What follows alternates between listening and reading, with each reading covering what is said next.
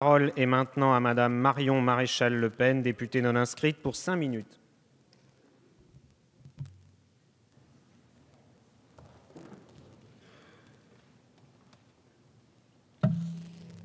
Merci, Monsieur le Président, Monsieur le Ministre, chers collègues. Pour votre information, d'ailleurs, Madame Capdevielle, je suis une femme, ne vous en déplaise, et je ne vois pas d'ailleurs en quoi le fait d'être un homme rendrait particulièrement illégitime l'opposition à cette marchandisation de l'homme.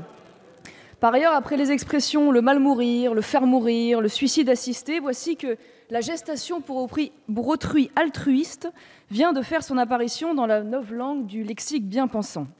Malheureusement, derrière ces manipulations sémantiques, censées rendre plus douce à nos esprits une réalité sordide, se dissimulent des intérêts financiers qui asservissent la vie humaine à l'utilitarisme.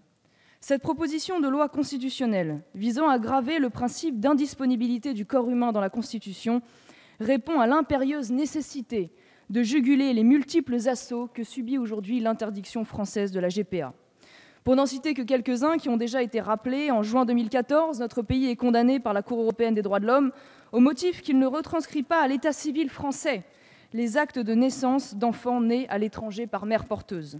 De même, en décembre 2014, la circulaire de Mme Taubira facilite la délivrance de la nationalité française aux enfants conçus par GPA à l'étranger. Le gouvernement français encourage donc le contournement de la loi française et le gouvernement des juges supranationaux prépare pernicieusement les conditions d'une future autorisation de la GPA au sein de l'Union européenne.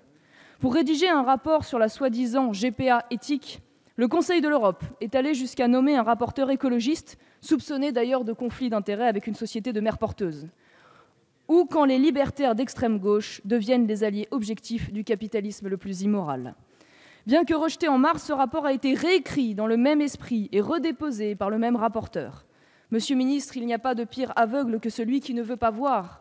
Les brèches se multiplient devant votre indifférence, voire devant votre complicité. Les lobbies de la commercialisation du corps ont donc trouvé une parade, effacer les aspérités commerciales de la GPA. Fini la cupidité, la GPA serait donc éthique, altruiste.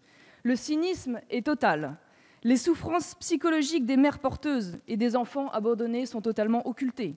Les multiples témoignages en la matière devraient pourtant vous convaincre de l'ignominie de cette pratique. Les enfants handicapés ou trisomiques, abandonnés à la naissance par les parents, faute de répondre à leur cahier des charges. Des clauses dans le contrat de GPA permettant de réclamer un avortement et la suspension du paiement si la mère porteuse allait à l'encontre du souhait des adoptants. Les pressions sur des mères porteuses enceintes de jumeaux ou de triplés non désirés, contraintes d'avorter. En Inde, la pratique habituelle est d'implanter des embryons dans 2 femmes ou plus et de pratiquer des avortements quand une grossesse est enclenchée. De même, dans le cas d'une grossesse multiple, notamment quand plusieurs embryons ont été implantés, les fœtus non désirés de la mère porteuse sont avortés, comme le rapporte une enquête du journal The Guardian. Dans ce système, seul un enfant désiré et répondant au projet parental se voit reconnaître sa pleine humanité et la dignité qui s'y attache. Le procédé s'apparente à de l'esclavage moderne, où les femmes sont réduites à des ventres de location et des bébés à des marchandises sur mesure. C'est la pulvérisation des valeurs les plus élémentaires de notre civilisation, justifiée, tolérée, voire même défendue par certains à gauche du fait de la souffrance des couples infertiles. Une souffrance que nous nions pas, mais il y a tout de même 2 poids, 2 mesures, vous l'admettrez. Nous ne pouvons pas raisonner au regard de situations individuelles, aussi tristes soient-elles. Ne soyons pas dupes de la présentation altruiste de la GPA. Derrière ce procédé, c'est une industrie florissante qui utilise la misère humaine pour engranger des profits s'élevant à près de 4 milliards d'euros par an. La réalité, c'est que très peu de femmes se portent volontaires pour prêter gratuitement leur ventre. Alors, les couples des pays développés, désirant des enfants, se rendent à l'étranger, où les prestations sont très bon marché. Rappelons que pour ces femmes précarisées, les transferts d'embryons aggravent les risques de grossesse multiples, avec hémorragie et hypertension, cause majeure de mortalité maternelle dans les pays en voie de développement. Tout devrait nous unir dans ce combat. Manuel Valls n'avait-il pas déclaré être fermement opposé à la GPA?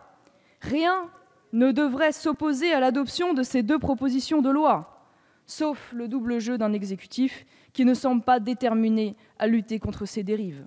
J'en veux pour preuve le refus de faire appel de la condamnation de la CEDH dans les affaires Ménessonne et La Bessie, qui nous contraignait à reconnaître la filiation de 2 couples ayant acheté des enfants aux États-Unis. Une telle pusillanimité d'État s'apparente à une légalisation de fait. Le gouvernement, conscient qu'une large majorité de Français rejette catégoriquement cette vision de l'homme, mais soucieux de ne pas braquer son aile dogmatique, joue les funambules en se réfugiant derrière les enfants avec des arguments totalement irrecevables.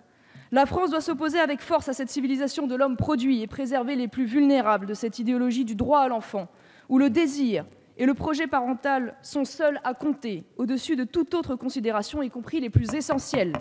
Une idéologie, j'en finis, Monsieur le Président, qui va jusqu'à faire accoucher en 2011 une grand-mère de ses petits-enfants. Il en va de notre liberté et de notre dignité. Merci. La parole